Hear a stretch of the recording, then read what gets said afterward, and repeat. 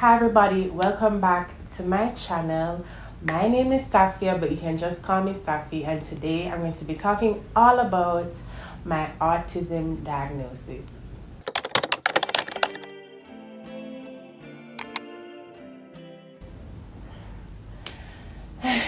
I'm a little nervous and I'm going to try my best not to put on a face, not to put on a mask, try to be my most genuine self, which is sometimes very hard for me.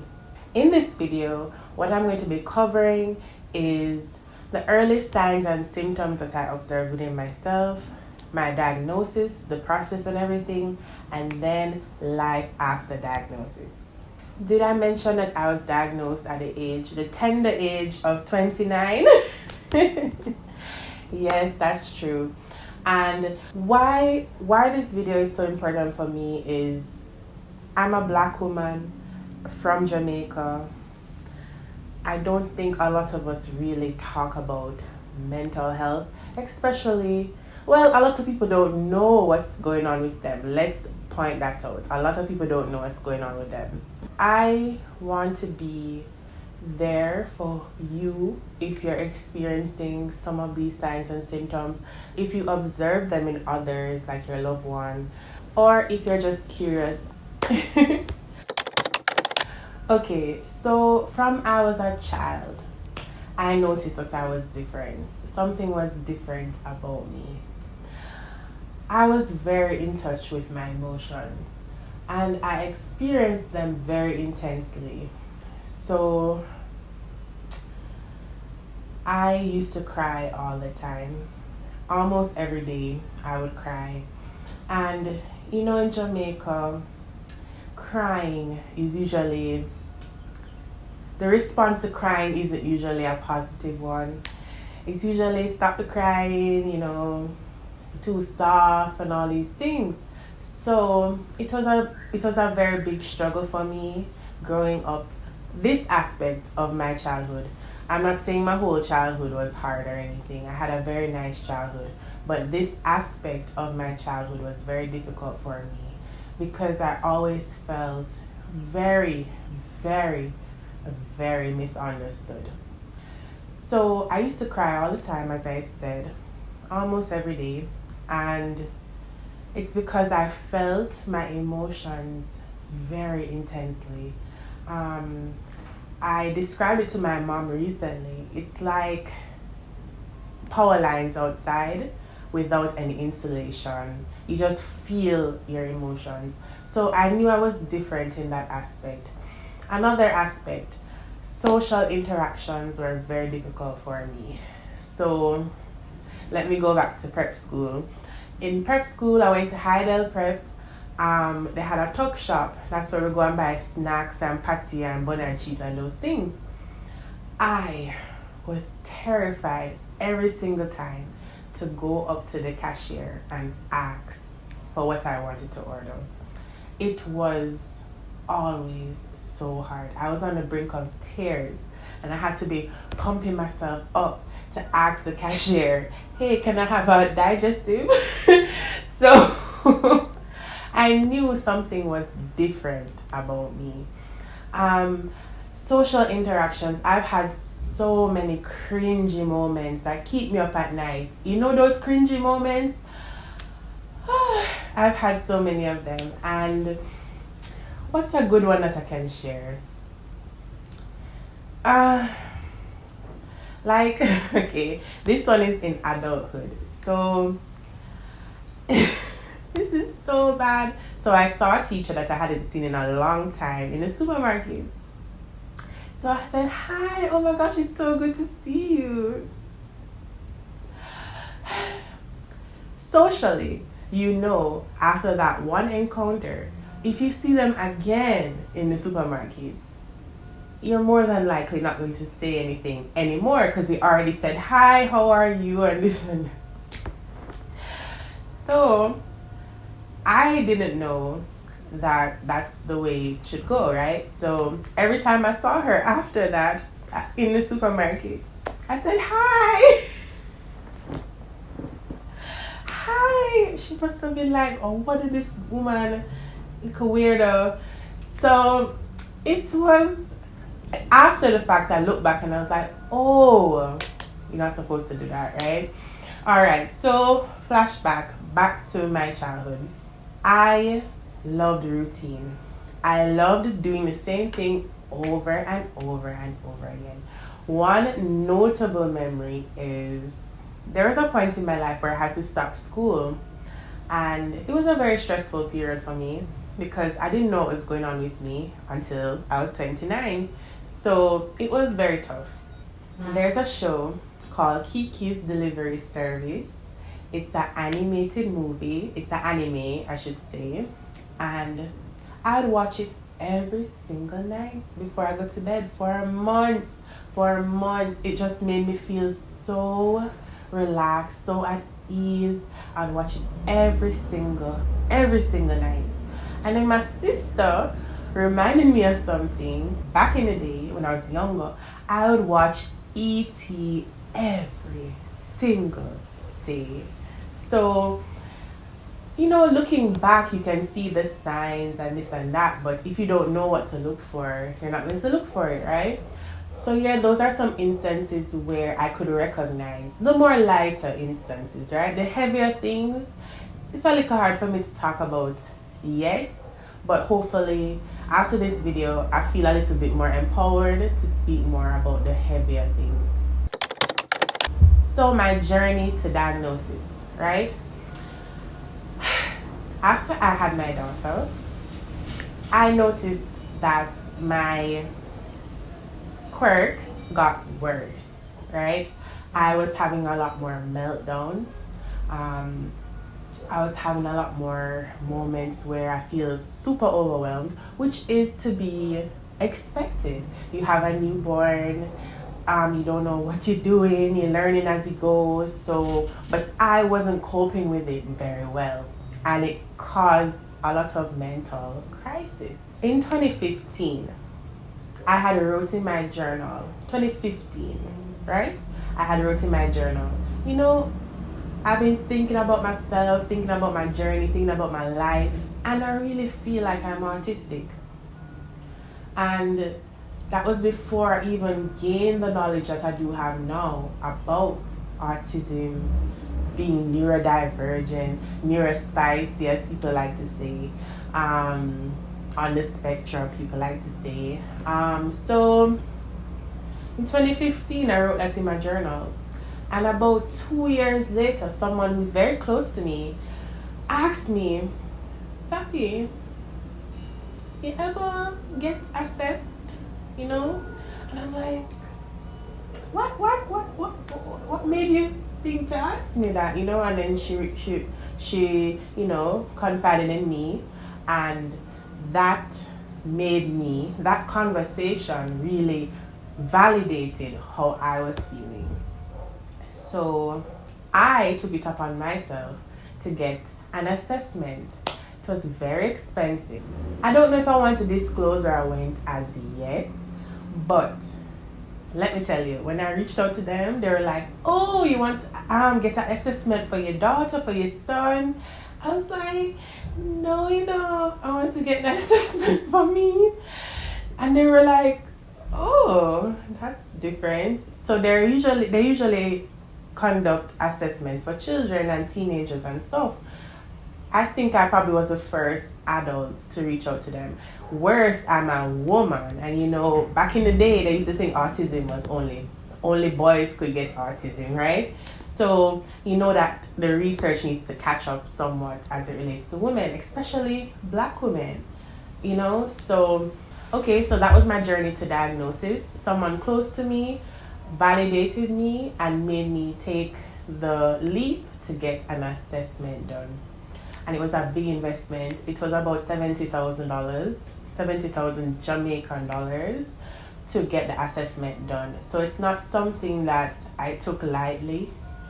That's a big chunk of change for me, but I knew it was so important to me to get this diagnosis, whatever it was going to be, whether it was autism or otherwise. I knew what was going on inside of me, right?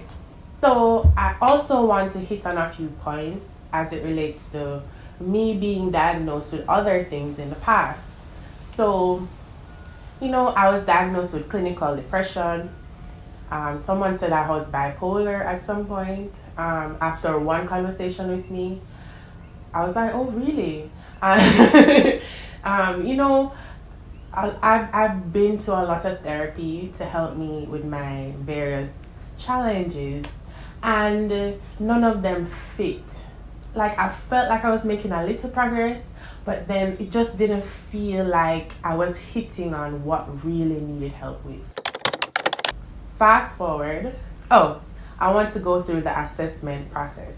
So it's a number of questionnaires that you fill out, and also talk to the professional. Also, some stuff you have to do on the computer. We did a number of things, and then they take that information. At the end, they make their diagnosis. I actually got 3 diagnoses. Diagnoses? What do you say? Diagnoses? But I'm only comfortable sharing one at the moment. Maybe in the future I'll feel more comfortable again. So it felt like forever, but maybe it was about 3 weeks, 4 weeks. Took for me to get back the report. And she called me and said, oh, I will send you via email. And I was freaking out because I'm like, what? The what ifs started to jump in my brain. Like, what if I'm not? What if I'm back at square one? I spent all this money. I took the time to do this. What if I'm not? And I have to figure out what's wrong again, right? So I opened the report and it said autism level 1, right? And in that moment, I felt so light. I felt so happy. I felt so free. I felt relief. I felt validated. I felt like all those years of everything I went through as a human being, I'm like, oh, that makes sense. Oh, this makes sense. Oh, everything just came together in that moment, and I felt so good. This feeling of happiness just enveloped me. It was the happiest day of my life, because I fully understood, Safia, what's going on with me. I now knew. So now I could find the tools, find the therapy to help me. So I felt so good in that moment. I was just so happy, like you couldn't tell me nothing. I just felt like I finally knew who I am. And I know a lot of people don't believe that autism exists, don't believe that mental health is a real thing. People think it's all in your head. And to those people, you can have that opinion, but that is not my opinion. And please respect my opinion just like I respect yours, right? I know it's a real thing because I walk it every single day. No one can take that from me. No one can tell me. No one can invalidate my experience because you're not experiencing it.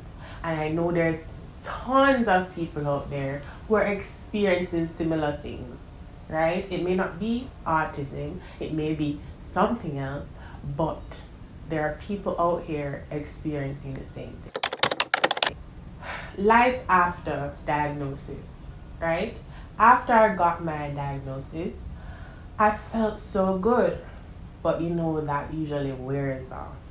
So after that initial feeling of euphoria and relief and stuff, you start to look back on things and kind of relive some very painful moments in your life where someone didn't understand what you were going through and probably said something very insensitive, or you realize a relationship you had was very abusive or toxic because you didn't recognize abuse, you didn't recognize those things because your social awareness can be very bad. And sometimes you put yourself in very dangerous situations. I put myself in very dangerous situations throughout my life, and it's God alone who keep me safe, you know. So because I lacked awareness of things. So I wouldn't look on someone and say, oh, he looks like a criminal. That wasn't something that came to mind. You know, if you seem nice, I'm not going to look on the outside and judge you by the outside. So I had to learn to start judging people by their outside appearance after a few not so safe situations. So life after diagnosis. That was before I was diagnosed. I learned before I was diagnosed, but I didn't know why it was so hard for me to recognize certain things. So life after diagnosis. Yes, I had to relive some painful moments, but I also got a new sense of freedom in when I'm not feeling 100. Usually back in the day, before diagnosis, if I'm not feeling good or I'm not acting normal, I wouldn't give myself any grace. Any grace, because I didn't know what I was going through. I was like, what's wrong with you? Why are you so weird? Why can't you communicate with people? Why can't you call people on the phone? Why are you nervous when you call people? Why are you nervous when you text people? Why is it so hard for you to keep friends? Why is it so hard for you to have certain relationships? It was very difficult throughout my life to keep friendships, socialize properly, stuff like that. It was very difficult. I've had a few good moments, of course, because it wasn't all bad, but I've had some very unpleasant experiences. So, level 1 autism. The levels describe the amount of support you need. So, as the levels go up, that's how much more support you need. So level 1 is the very first level. So they usually say low support needs. But what people sometimes misunderstand is low support needs doesn't mean no support needs, right? You still need a lot of support, whether professional support, family, your own, giving yourself some support through learning more about yourself, researching, stuff like that. So I require low support needs, but it still is a lot. So big ups, big ups to my husband, big ups to my family, my mom who I work with, and she really work with me and my challenges. I really appreciate you all.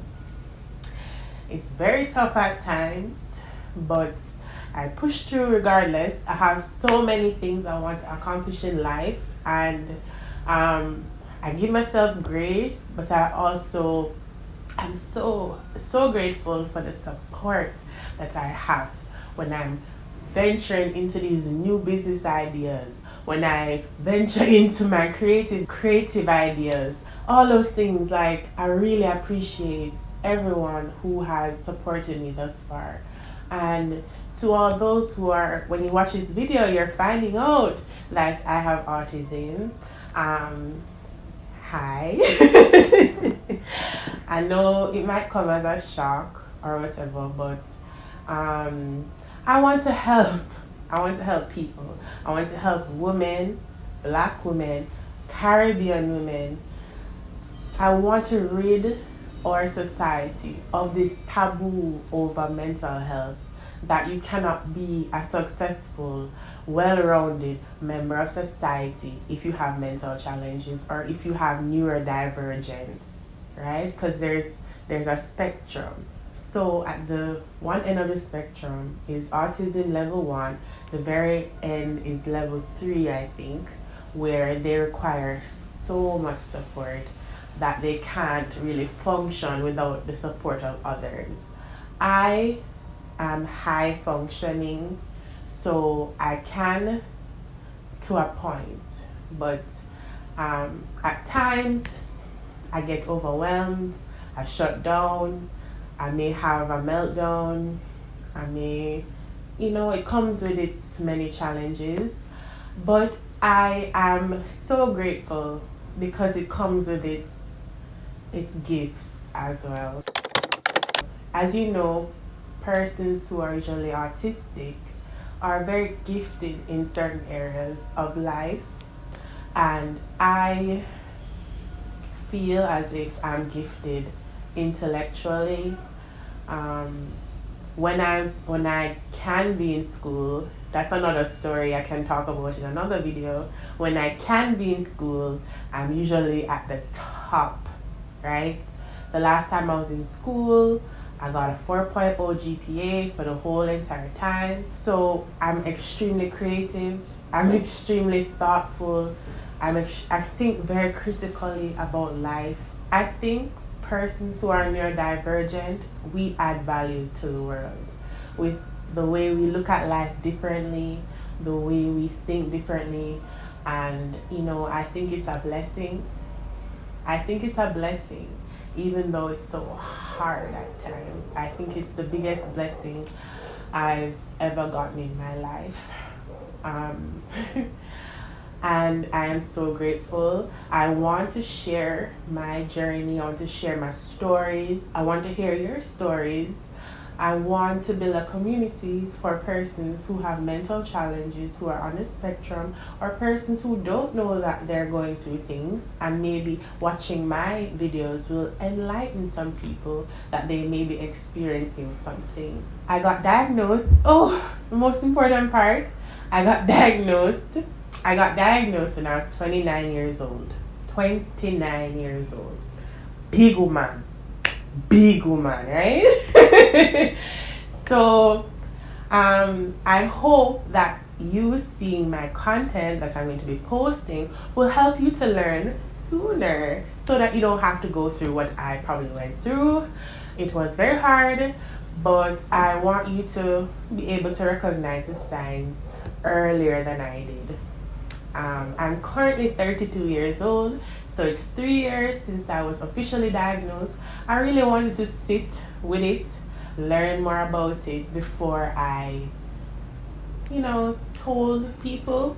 Because sometimes when you tell people things too soon, which I learned, they can put a damper on it. Their opinions sometimes just put a damper on things. So sometimes it's good to keep things to yourself until you're ready to share.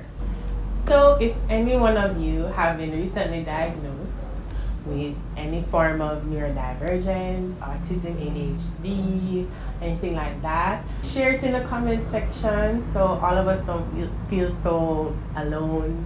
We're all in this together. I want the stigma to go away as it relates to these things. I am not ashamed of being autistic. I'm not ashamed of the life I've led up until this point.